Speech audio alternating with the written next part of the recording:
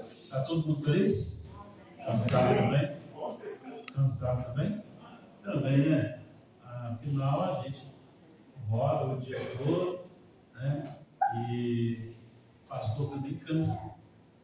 Cansa a mente, cansa o físico. A gente roda bastante. Pra vocês terem uma ideia, normalmente eu levanto aí por volta de quase 6 e preparo café, faço minha devocional, vou para a igreja, saio de casa 15 para 7, vou para a igreja, volto para casa às 11 horas e aí faço algumas coisas lá ou volto para a igreja. Ontem saí de casa por volta das 14h20 para a congregação do Vale dos Reis e voltamos por volta de quase 22 horas, nós estamos em casa. A gente está correndo para lá, correndo para cá e a bênção de Deus, né? Nós tivemos estar com os irmãos é muito bom. E principalmente estar com os irmãos que amam Jesus. Melhor ainda. Deixa eu dar uma dica para você: nunca desenvolva uma amizade muito grande com pessoas que te afastam de Jesus, não. Aproxime daqueles que vão te aproximar de Jesus, conduzir para Jesus. É algo extraordinário. Muito bem, vamos lá. Números, capítulo 20, versículos 2 a 13.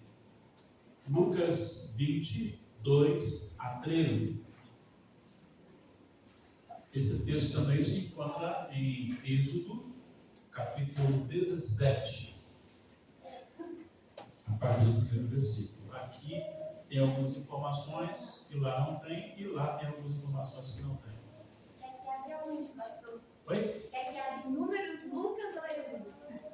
Lucas, Êxodo. Não, o texto está em Números. Eu disse que esse texto também está em Êxodo. É Números mesmo, tá? Números, capítulo 20, versículos 2 a 3. E aí eu disse assim: esse mesmo texto está lá em Êxodo, capítulo 17, né? E também ele nos ensina lá. É o mesmo texto. Lá tem algumas informações que aqui não tem, aqui tem algumas informações que lá não tem. Tá bom? Vamos ler a palavra do Senhor. Não havia água para o povo, então se voltaram contra Moisés e contra Arão. E o povo contendeu com Moisés e disseram: antes tivéssemos perecido quando expiraram nossos irmãos perante o Senhor.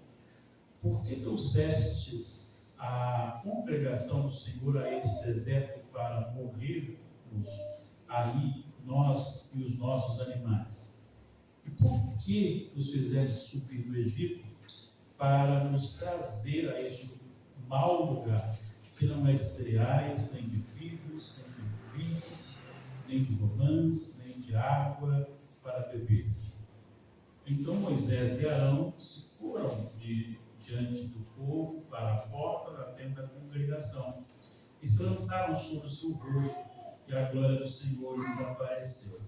Disse o Senhor a Moisés: toma o bordão, ajunta o povo, tu e Arão, teu irmão, e diante dele falai a rocha, que dará a sua água. Assim lhe tirareis a água da rocha, e dareis a beber à congregação aos seus animais. Então Moisés tomou o bordão de diante do Senhor, como lhe tinha ordenado. Moisés e Arão reuniram o povo diante da rocha, e Moisés lhe disse: ouvi agora, rebeldes, porventura faremos sair água desta rocha para vós outros? Moisés levantou a mão e feriu a rocha 2 vezes com o seu bordão, e saíram muitas águas, e bebeu a congregação dos seus animais. Mas o Senhor disse a Moisés e a Arão: visto que não crestes em mim para me pôr isso, para me santificar diante dos filhos de Israel, por isso não fareis entrar este povo na terra que lhe dei. São estas as águas de Meribá, porque os filhos de Israel contenderam com o Senhor, e o Senhor se santificou neles. Vamos trabalhar um pouquinho aqui, vamos lembrar que isso é aula. Como é aula, então fica muito mais gostoso quando você participa, quando você entra no texto, quando você traz a sua colaboração ou a sua dúvida, que pode ser um enriquecimento para todos nós. Uma pequena dúvida, então vamos lembrar que não existe dúvida burra, tá? Não existe dúvida burra, existe dúvida. E eu posso ter um, o outro pode ter outro, e assim por diante. Mas antes da gente começar aqui no texto propriamente dito, nós temos um problema seríssimo chamado coração. Este coração, ele foi corrompido no pecado. E o ser humano não é mais corrompido ou menos corrompido. O que acontece no decorrer da história é que em determinados momentos Deus pisa no freio da nossa iniquidade, da nossa corrupção. Então ele tem fases de governos, reinados, pessoas, juízes, em que ele dá mais graça, freando a corrupção mesmo de ímpios, e eles executam menos atrocidades do que em outros momentos, com outros governantes, com outros reinados, com outros juízes, com outros povos. Foi assim a história inteira. A partir do momento que a queda, o pecado entrou através de Adão e Eva, o coração deles foi corrompido. Pensa comigo aqui, o coração deles foi corrompido igualmente. Não existe, a mulher não é mais corrompida que o homem, e nem o homem mais corrompido que a mulher. A mulher não é mais pecadora do que o homem, e nem o homem é mais pecador do que a mulher. São pecadores que, igualmente, no sentido de corrupção, todo o nosso ser foi contaminado. O que nós vemos? Nós vemos, por exemplo, a Eva dizer o seguinte: ó, toma aqui, come esse fruto. Adão, come esse fruto. Adão se humilhou, rebaixou-se do seu papel, submeteu-se e comeu. Eva foi autoritária e assumiu a liderança. Adão se submeteu fora da sua função. E agora, logo em seguida, ele toma a iniciativa de resolver o seu problema dando um jeitinho. Ele então cose e costura roupas de folhas para se cobrirem. Mas logo em seguida tem uma outra questão. Ele se esconde de Deus. Além de se esconder de Deus, ele fala que a culpa daquilo era da mulher. E logo em seguida ele tem 2 filhos. E Caim mata Abel. E a maldade começa a se multiplicar. Chega um momento em que Deus fala: vou acabar com a humanidade. Chama Noé constrói a arca. Somente a família de Noé entra na arca. E quando ela sai da arca, vai ser perfeito. Por que vai ser perfeito? Não é a família que achou graça do Senhor, não é a família que entendeu o Senhor, mas a maldade continua crescendo. E vai crescendo, vai multiplicando. Nos tempos dos juízes foram os anos mais difíceis, mais complicados para o povo de Israel.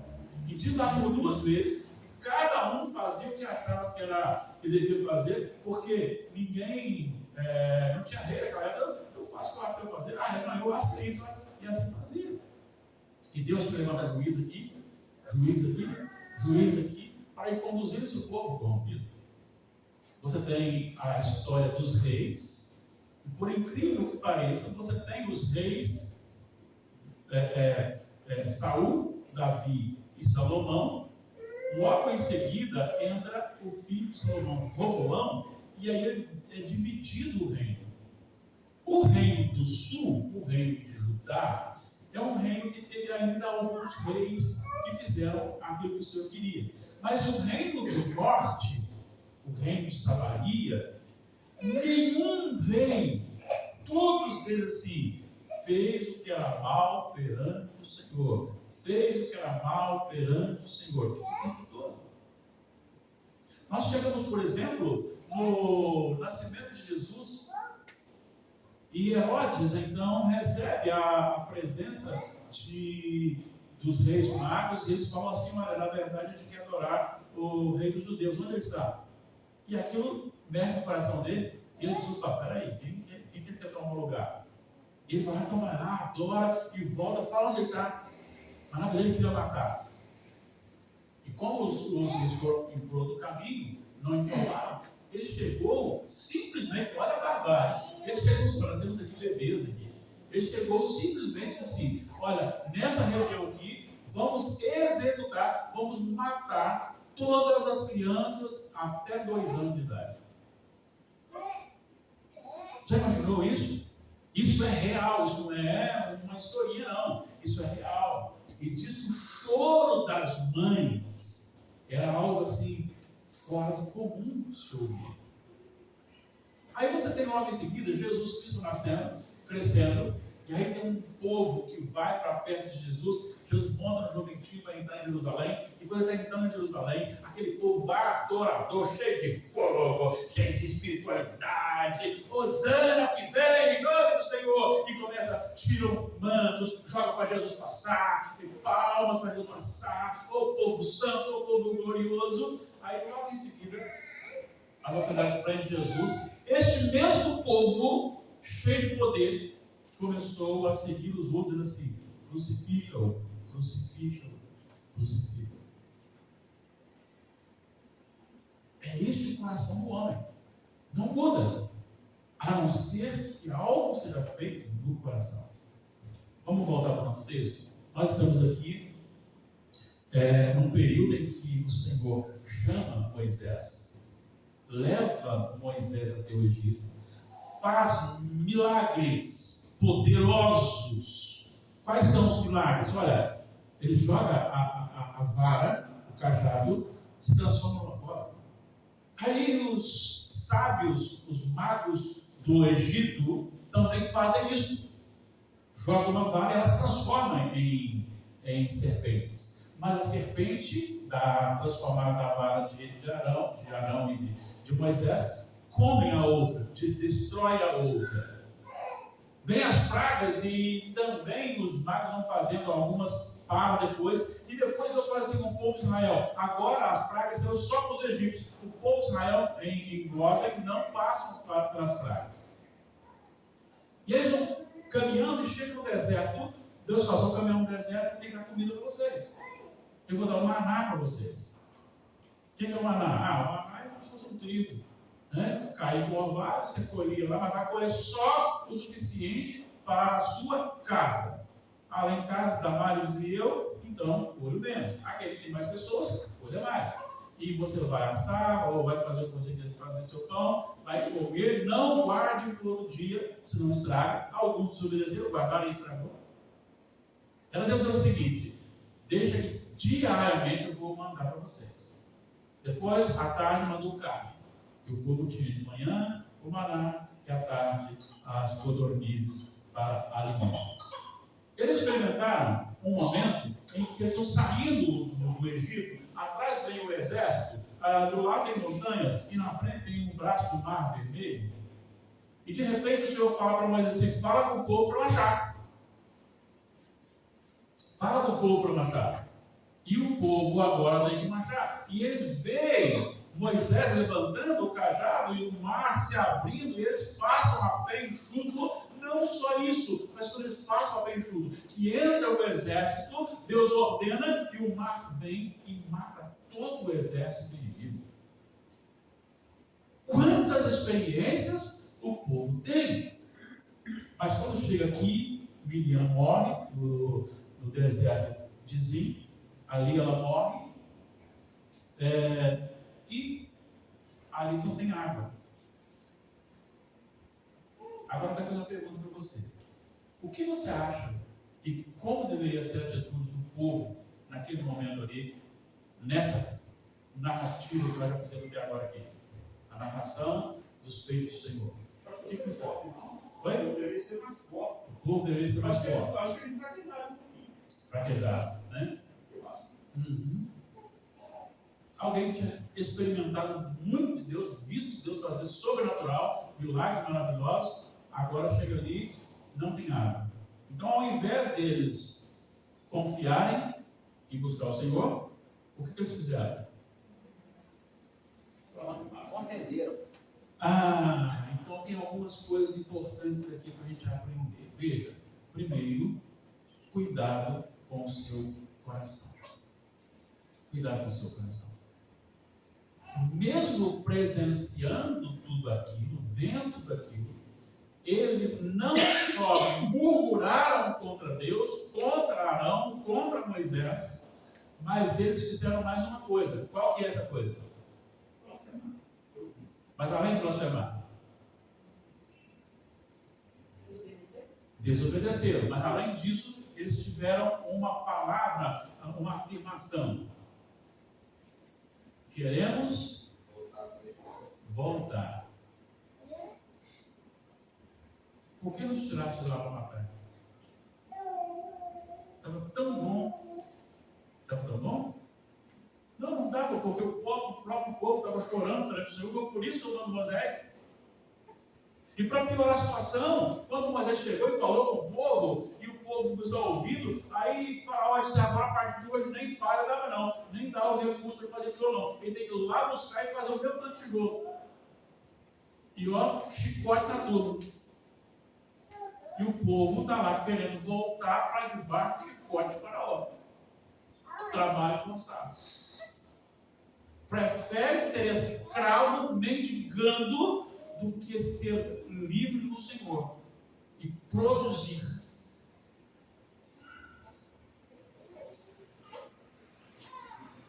O nosso coração, ele é muito perigoso. E eles vão dizendo aqui, eles se levantam, eles estão contendendo com Moisés, e é melhor ter morrido. Sabe esse tempo que as pessoas mimizentas, né? Se a gente morrer, é melhor. Quer morrer? Não fazer o remédio quando? É verdade. Então, vamos aqui. Eu quero voltar. Lá no Egito é melhor. Agora eu quero que você fale um pouquinho e pensa no seu coração. Vamos lembrar primeiro de Provérbios, capítulo 4, versículo 23. Leiam, por favor, juntos. Está projetado? Isso, vamos lembrar sobre tudo que se deve guarda o coração, porque dele procedem as fontes da vida. Por que ele fala para guardar o coração?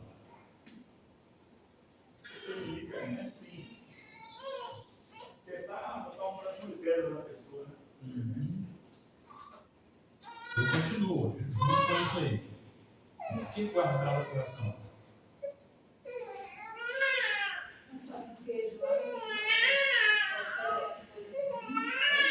Sim, lá procedem da fonte de vida, mas se ele tiver danificado, você conhece a árvore e tudo que ela produz, Jesus. Né? E quando ele diz assim, guarde isso, tenha cuidado com isso, ele está falando do perigo que é o seu coração. O quão perigoso ele é.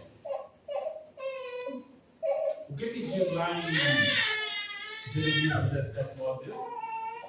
Enganoso é o coração mais do que essas coisas. Desesperadamente corrupto. Quem o conhecerá? É por isso que eu brinco com esse aqui. Tem vários Everson, né? Tem o que vocês conhecem, tem o que o William e a Natália conhecem que é pior do que vocês conhecem, tem o que a Damares conhece que é pior do que os dois do William de vocês, tem o que eu conheço que é pior, tem aquilo que o Senhor conhece que é pior ainda. Porque conhece nosso coração verdadeiramente como ele é. Então guarde o coração. Tem lá o Salmo 119 que diz o quê? Sobre a palavra do Senhor no coração. Guarda o coração. Para não pecar contra ti. Então o problema é esse aqui. Agora vamos pensar um pouquinho aqui comigo. Primeiro vamos lembrar de pessoas que passaram por aqui, que foram animadas, que louvaram, pregaram, cantaram, serviram e que hoje estão no mundo. Não são poucos. Vamos fazer, principalmente, o funcionário fica mais difícil porque vai lembrar de lá, né? Mas quem está aqui vai lembrar dos daqui. Quantas pessoas estão firmes? Eu carrego no coração uma tristeza tão grande por uma jovem, que quando eu cheguei aqui, era defensora da fé reformada e simplesmente hoje está fora. Eu amo essa jovem. e ela tem um carinho muito grande por mim. Mas é triste. É triste. É triste quando você conversa com a pessoa e diz assim, isso aqui é pecado. Ela escolhe o pecado, ela escolhe ir para aquela linha, porque ela tem que satisfazer sua própria vontade. É triste porque eu não posso segurar, eu não posso amarrar o pé, eu não posso convencer, eu não posso pegar o coração e mudar o coração, eu não posso. A única coisa que eu posso é exortar, a única coisa que eu posso é orar, é clamar por ela, por vocês e por mim mesmo, porque todos nós somos passíveis disso. Quantas pessoas hoje estão no mundo? Sabe o que eu falo? Lá em Nova Brasília tem aquele valãozinho lá, né? Vocês não sabem disso, mas aquele já foi um riacho de água cristalina com peixes, né? Como é que o homem estraga tudo, né? Como pecador, né? Então, ali fala assim, o crente que volta é como se ele fosse para tomar uma água de mina, começa a tomar água de mina, aí depois ele resolve, vai lá para aquele valão, mete a caneca lá e bebe.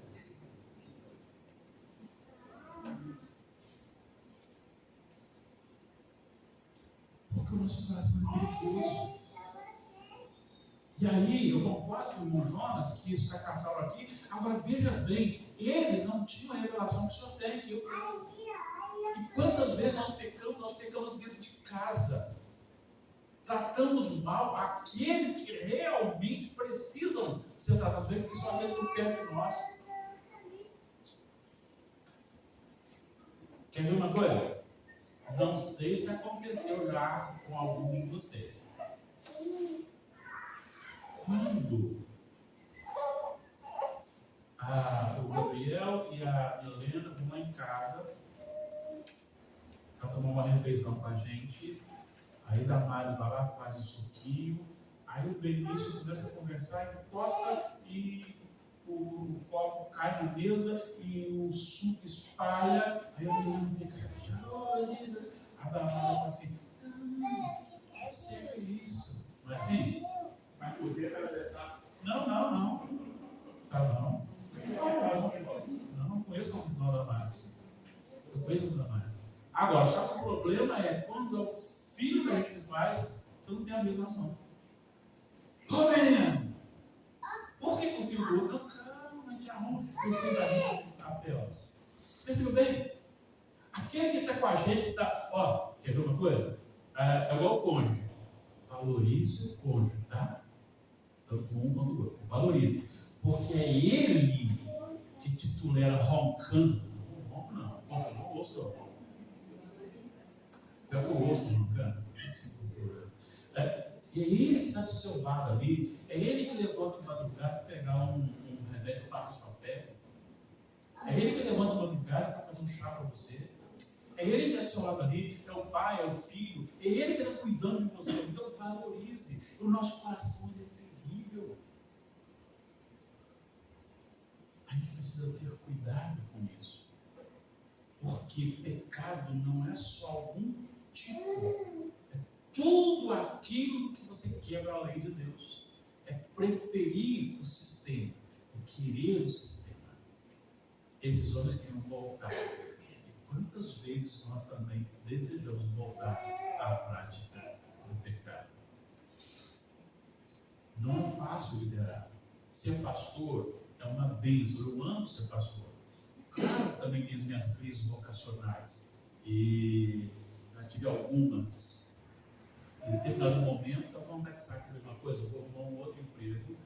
Não deixa que outro não. Tem a vida vontade de fazer assim. Só que eu nasci para ser pastor. Então, se eu não fosse pastor hoje, o que eu seria? Eu seria um aspirante do ministério, faria vestibular e você que não era para ser pastor, né? É uma coisa que eu vou querer fazer isso.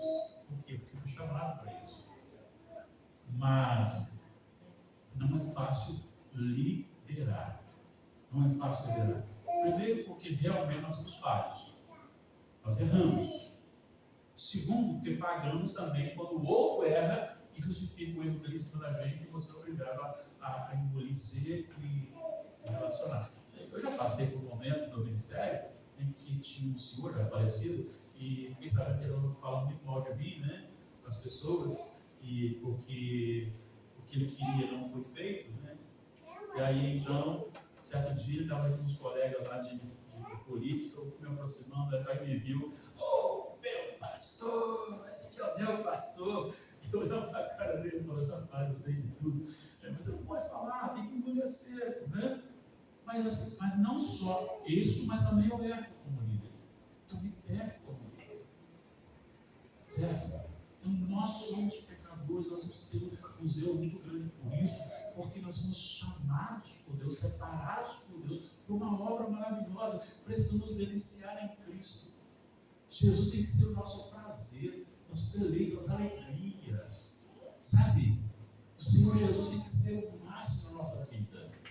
A gente precisa amar a Jesus a ponto de fazer o seguinte: se alguém lhe ofender, deixa Deus julgar, ore por ele, ore interceda por ele. Sabe? Deveríamos fazer assim. Devemos fazer assim. Muito bem. Agora vamos dar uma outra lição. A primeira lição é: o coração do homem é corrompido e precisa ser vigiado. A segunda lição é que devemos ir para o lugar certo na hora das adversidades. Veja o versículo 6. Depois que o povo reclamou, murmurou, brigou e blasfemou, agora chega o versículo 6 dizendo: Moisés e Arão se foram de diante do povo para onde? Para a porta da tenda da congregação e se lançaram sobre o seu rosto, e agora o Senhor desapareceu. A segunda lição é: em meio às adversidades, busque o Senhor. Busque o Senhor. Mas buscar o Senhor não é uma lozinha, é se entregar. Olha só, eles se curvaram, eles se lançaram em terra, eles foram para a fonte. Olha só como que isso é uma coisa muito bonita. Quem era Moisés? Moisés tinha sido criado por 40 anos no Egito, no palácio. Ele tinha bebido e comido bebidas e comidas reais, precisando de reis, coisa fina. Não era um ovinho frito, não. Era picanha. Era um cordeirinho novo. Né? A bebida era sucos naturais. Ele estava vivendo com pessoas riquíssimas e beneficiadas com serviços outros. Depois ele vai para o deserto, lá passa uns 40 anos também sofrendo, mas aí ele começa a experimentar de Deus, e Deus fala assim: faz isso, ele faz, e Deus faz, e era um homem que tinha. Menina, você tem uma ideia?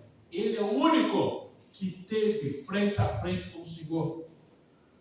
O Senhor falou com ele, a tal ponto que a glória era tanta, dona Milena, que quando ele desce sobre o Gabriel, o rosto dele brilhava, porque a glória de Deus ainda estava ali, a ponto do povo não poder olhar para ele. Se fosse o pastor da igreja presbiteriana Betel, eu diria: deixa comigo. Que negócio é esse? Vamos dar um jeito na vida de vocês aí. Eu, hein? Afinal de contas, eu já tenho experiência suficiente de liderança para falar com vocês. Ele não fez isso, não. Ele podia até requerer a autoridade, mas não fez. Ele foi para a presença de Deus. Essa é a diferença. Em meio à lamentação, à murmuração, em meio à rebeldia, Moisés e Arão, eles não tomam posse da autoridade que eles têm, da experiência que eles têm, mas eles vão até o Senhor dizer: Senhor, o que nós vamos fazer? O que fazer na situação? O que devemos falar? O que devemos fazer? Como devemos fazer? Quando devemos fazer? Perceberam muitas vezes que a gente deixa o Senhor por último? Perceberam muitas vezes, quando é dor de cabeça, você não ora, só ora quando é uma cólica renal? Perceberam que a gente trata Deus como só um segundo, um plano B, quando eu não conseguir fazer, então Deus anda em ação? A gente age assim. A lição aqui é: aprenda a ir na fonte. Busque o Senhor para todas as resoluções da sua vida e principalmente em momentos difíceis. Vá à presença de Deus, curve na presença de Deus e exponha todas as angústias do seu coração perante o Senhor, perguntando ao Senhor: o que devo fazer? Eu acho que é melhor ir por aqui, mas eu não quero ir segundo o que eu acho. Eu quero ir segundo aquilo que tu tens para me iluminar, para me guiar pelas Escrituras Sagradas. Só quem faz isso experimenta de Deus. Olha só o que diz o texto: se curvaram, lançaram-se sobre o seu rosto, e a glória do Senhor lhes apareceu. Sabe, Moisés tinha um deleite tão grande no Senhor, porque logo à frente você encontrará um episódio em que o Senhor, depois do bezerro de ouro, o Senhor fala assim: olha, eu não posso que esse povo, não mata esse povo. Faz o seguinte, capítulo 33 de Êxodo, faz o seguinte: eu vou cumprir a minha promessa, eu vou levar esse povo, você vai levar esse povo, vai colocar esse povo lá na terra que eu prometi. Eu vou mandar o Cristo, o Messias, o anjo, e o anjo os conduzirá, o anjo eliminará todos os inimigos da frente, e você levará esse povo até a terra prometida. Quem é que não quer? Imagina Deus falando com você assim: eu não vou estar com você, mas vou lhe dar toda a saúde, vou lhe dar toda a provisão, vou encher a sua conta bancária a ponto que você tem um cartão, você não precisa se preocupar com o limite dele. Ah, que uma coisa, estou com vontade de fazer um passeiozinho, acho que eu vou em Paris. Vai lá, passa o cartão, não precisa comprar, esperar de madrugada uma promoção de uma passagem, vai lá, passa, vai lá. Ah, eu quero fazer isso, vai lá e faz. Ah, eu estou podendo comprar, vai lá e compra. Imagine isso. É mais ou menos dessa forma. Mas Deus disse assim: mas eu não irei com você. Moisés disse assim: Senhor, pode me dar todas as tuas bênçãos, mas se o Senhor não for comigo, não irei. Olha isso. Isso aqui, gente, é riquíssimo. É riquíssimo, porque ele está dizendo o seguinte: Deus prometeu para ele tudo aquilo que era sobrenatural. Mas eu não irei. Ele disse: não, se eu não vou, não vou. Porque para Moisés é melhor passar das dificuldades com Deus do que superá-las todas sem Deus. Então busque a Deus de todo o seu coração. Coloque para Ele as suas dúvidas, seus anseios, suas necessidades. Vá ao Senhor. Não seja imediatista. Queira o Senhor. Busque o Senhor. E aquele que busca o Senhor experimenta dele. Vamos seguir para mais uma lição. E aí então o Senhor fala para Moisés: vai lá e fala a rocha. Leva o povo para lá e fala a rocha. Em Êxodo 17, versículo 6, o Senhor fala assim: eu irei e eu estarei na rocha. Eu irei ser a rocha. É algo para santificar o nome de Deus. É algo para glorificar o nome de Deus. É algo para dizer assim: Deus está aqui e apesar de vocês, Deus vai agir. Esse é o propósito. Mas Moisés e Arão ficaram pirados, pegaram o cajado, bateram por 2 vezes, e ainda assim Deus ouviu e Deus deu a água. O que eu aprendo com isso? Moisés não é o Cristo, ele não é perfeito. Tudo aquilo que eu falei de Moisés até agora, de um homem que se aproxima de Deus, que ouve Deus, experimenta Deus, por mais crente que ele seja muito acima do que eu sou, mas ele não é o Cristo, ele não é perfeito, ele é homem pecador. Tanto é que ele desobedece o Senhor. E quando ele desobedece o Senhor fala para ele, dizendo assim: porque você me desobedeceu e não me santificou, você não entrará na terra prometida.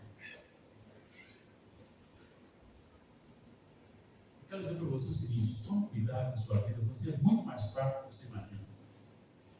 Na fé. Você não é super crente. Não existem super crentes. Não existem grandes homens de Deus. Existem homens pecadores que Deus se manifesta sobre a vida e na vida dele. Mas nós somos pecadores. Não brinque com o pecado. Não brinque de ser líder. Não brinque de ser crente. Se humilhe na presença de Deus. Se humilhe na presença de Deus. Ao mesmo tempo que ele tem uma atitude maravilhosa de buscar no Senhor, mas ali na frente ele cai. Outra lição: você não é o mesmo todo dia. Isso não acontece muito comigo, não, mas às vezes está acontecendo. Depois você passa dos 18, isso acontece, né? Eu acordava 5 horas e o corpo acordava para levantar. Eu sempre acordo para levantar. Eu nunca acordo assim, levantar. Não, você acorda disposto a levantar. Agora, tem dias que você acorda com o corpo não querendo levantar. Tem dia que você acorda com muito ânimo, com muita disposição. Tem dia que você acorda mais desanimado. A vida espiritual também é assim. Hoje você está bem, está feliz com o Senhor, está tudo para você, Deus, você vê olha Deus agindo. E tem dia que você está desanimado. Você está frustrado. Está questionando. Nós não somos bons. E aí eu vou mostrar para vocês. Logo à frente, lá em Êxodo 17, você tem a primeira parte falando sobre a questão relacionada a esse episódio aqui da rocha. E logo em seguida você tem a guerra contra os amalequitas. E o Senhor ordena e Moisés vai para o monte, e levanta a mão, e quando ele está com a mão erguida, o povo está ganhando a guerra. A mão que não se desce, o povo perde a guerra. Arão e Ur ficam do lado, põem uma pedra, Moisés se assenta e eles seguram o braço de Moisés. Olha, o braço de Moisés estendido é tipo de Cristo na salvação. Só que o tipo é imperfeito. Enquanto Moisés não conseguia ficar com os braços estendidos, e precisou de ajuda, Jesus, com seus braços estendidos na cruz do Calvário, não precisou de ajuda nenhuma para salvar seus eleitos. E nós somos mais que vencedores nesta guerra, essa batalha espiritual em Cristo Jesus. Somos imperfeitos, mas Jesus é perfeito. Então, ame a Jesus. Ame a Jesus. Delicie-se em Jesus. Deleite-se em Jesus. Aprenda a buscar as riquezas de Jesus. O Espírito Santo é Deus, a terceira pessoa da Trindade, e ele revela Jesus. E ele nos ensinará. E ele me glorificará. E ele vos fará lembrar o que eu digo. E ele não falará por si só, falará as minhas palavras. Porque Jesus é a evidência do mistério de Deus na face da terra. É a revelação plena de Deus revelada ao homem. Então, queira Jesus, busca Jesus, comece em Mateus, vai lendo tudo aquilo que Deus fez, como ele tratou o Senhor. Depois vai para as cartas, seja paulinas ou gerais, vai lendo sobre Jesus, o mistério de Deus na terra. Vai aprendendo, e o Senhor vai abrindo os olhos do seu coração, e você vai conhecendo o Senhor Jesus, você vai tendo prazer no Senhor Jesus, alegria no Senhor Jesus, a tal ponto que você seja como Moisés no dia em que Deus falou que eu iria com ele. Não, prefiro o Senhor. De ter o deleite do Senhor. E aí eu fecho o nosso estudo aqui com uma pergunta. Se houvesse só céu para aqueles que creem e se entregam a Jesus, e não houvesse inferno para aqueles que não creem no Senhor Jesus, ou seja, como seria? Todos estão aqui, uma parte crê em Jesus Cristo e talvez tenha vida eterna com Jesus. A outra parte parte que não creu, morre e acabou. Como se fosse um animal. Será que eu seria crente? Ou buscaria os prazeres deste mundo? Eu quero dizer para você uma coisa. Todas as vezes que nos convertemos com medo do inferno. Afinal, quem nele crê não perece. O contrário é, quem não crê, perece. Certo? E esse perecimento, ou seja, a perdição, traz tormento de dia, de noite, eternamente. Então, você fica com medo disso, tem uma porta, tem um caminho e você vai para Jesus. Mas depois, Natália, que você conhece a Jesus, depois que você se relaciona com Jesus, o seu prazer vai tanto para o Senhor Jesus que não interessa mais a respeito da perdição eterna. Eu quero o Senhor Jesus, não é por causa do medo, por causa de medo, não é por ter medo da perdição eterna. Eu quero o Senhor Jesus porque Ele é a delícia dos meus olhos. Ele é o amado de nossa alma. Ele é deleitoso. A presença de Jesus é maravilhosa. Isso deve ser a nossa, essa deve ser a nossa visão. Esse deve ser o nosso anseio. Certo. Pense nisso. Pense nisso em nome do Senhor Jesus. E eu quero então encerrar dizendo para você: cuide do seu coração. Sempre. Ame a Jesus com toda a sua vida. Para a glória dele. Deus os abençoe. Tem alguma pergunta? Alguma colaboração? Não havendo, então vamos orar encerrando. Querido Pai Celestial, nós nos apresentamos diante do Senhor em oração, por mediação de Jesus Cristo, nosso Senhor, o amado de nossas almas. Ó Pai, mas nós queremos agradecer-te pela bênção da salvação, pela liberdade desse encontro aqui, por todos que tu trouxeste aqui hoje. Obrigado pela tua palavra. Guia-nos no teu propósito. Repreenda-nos, admoesta-nos, salva-nos de nós mesmos e coloca em nosso coração a alegria da salvação. Como ministro, eu abençoo todos os que estão, não na minha, mas na autoridade de Jesus Cristo e na autoridade do céu e da terra. Por nome de quem nós oramos e por mediação dele, hoje e sempre. Amém.